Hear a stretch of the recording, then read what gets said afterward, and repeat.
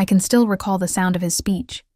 It was calm, almost rehearsed, effective right away. "We're letting you go." He did not even meet my gaze when he delivered the message. He just focused on the company letterhead in his grip. My name was printed beneath the phrase termination notice. There was no caution, no justification, just an immediate dismissal. It was my 37th birthday. The office fell silent. A few people raised their heads, pretending not to listen. I had spent 12 years building that section from the ground up. My strategies, my clientele, my standing. And now Benson, my manager's son, the conceited, successor with a business degree and an inflated sense of self, was dismissing me. I did not debate. I did not beg. I simply stood, gathered my writing instrument, and departed. Quiet was my strength. When Benson came to the corporation 2 years prior, he was full of charm too. Polished, too eager. He would linger near my work area, asking inquiries to which he already understood the solutions, pretending to gain knowledge from me. I instructed him on everything. How to negotiate, how to manage, patrons, even how to soothe the chief executive officer when quarterly performance declined. I believed he respected me. He called me the company's backbone. Then I observed the transformation. Professional gatherings. I was not invited to my documents. Mysteriously vanished clients being reassigned without rationale. He would smirk when I presented questions. I instructed myself not to worry too much until one evening I noticed his automobile parked outside the dining establishment, where our CEO, his father, was meeting with financiers. Benson was inside presenting my information, my figures, my examination, my terminology. That was the night the deceit became a reality. A week later, I discovered an internal memorandum in the printing machine tray.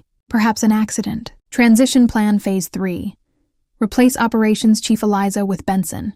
I gazed at it until the letters merged together. I was being replaced by the individual I had taught. Still, I remained silent.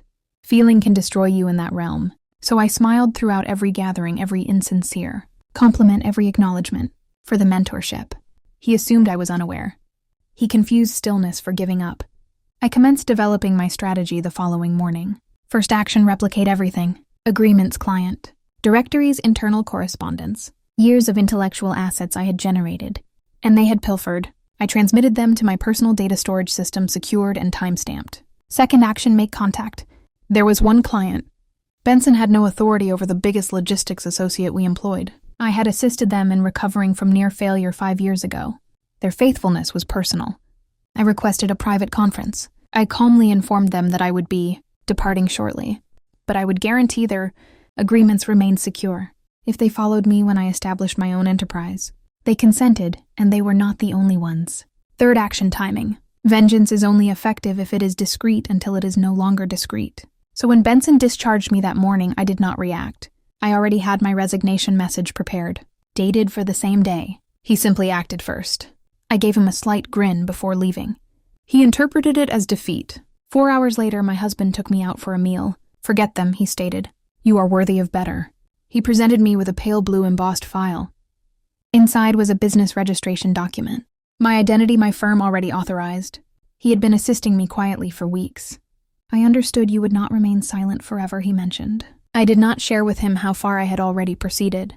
That evening we celebrated our newfound independence.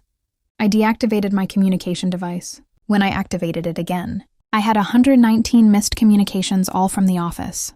Things started to fall apart more quickly than I had anticipated. The logistics client had pulled out of their contract, taking half the company's income flow with them. 2 additional clients did the same within a few hours, citing moral worries.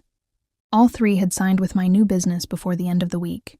The records I had maintained, the ones demonstrating Benson's wrongful use of my efforts, had made their way to the CEO's electronic mail inbox. Not from me, naturally. It was an anonymous electronic message without a trace. The Human Resources Department initiated an inquiry. Financiers withdrew their funds.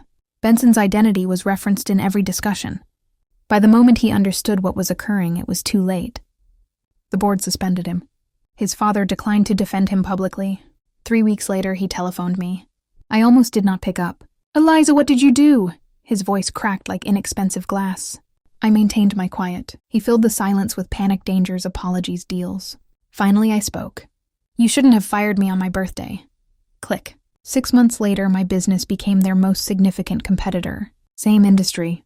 Superior principals. Half of his former employees now worked for me. They were faithful, capable, unwavering. Occasionally, I still encounter Benson in business environments. He looks thinner now, desperate. He avoids looking at me. I permit him to because silence is not a frailty. It is the noise of authority awaiting its moment. I did not ruin his profession. He achieved that on his own. I simply constructed a looking glass and forced him to gaze into it. So yes, my manager's son discharged me on my 37th birthday. I left without uttering a single word. But when my husband presented me with that file, the competition began.